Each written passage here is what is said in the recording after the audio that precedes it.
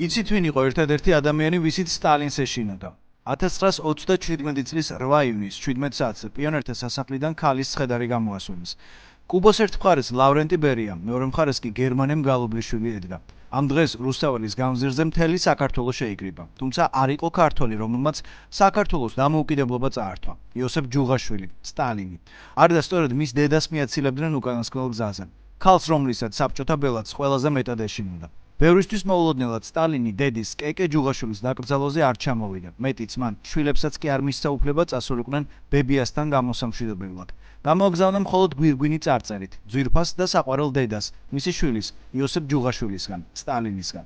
ამ ამბავმა მთელი ქვეყანა შოკირებული დატოვა. ერთ-ერთი ვერსიით სტალინს რეპრესირებული ადამიანების შურისძიების შეეშინდა. სწორედ ამიტომ არ გამოჩნდა თბილისის მთავარ გამზირზე.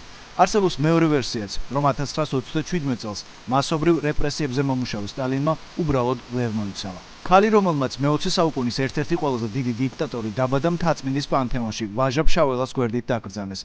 ყველაზე სისხლიანი ტირანი, რომელმაც 100,000-ობით ადამიანის სიკვდილს მოაწერა ხელი, მხოლოდ ერთ ადამიანს აღმერთებდა, დედას, რომლის შიშიც მან წლების შემდეგაც ვერ დაძლია. შიში, რომელიც ბავშვობის ტრამვას უკავშირდება. როგორც ამბობენ, დედა მას უმოწყალოდ სცემდა.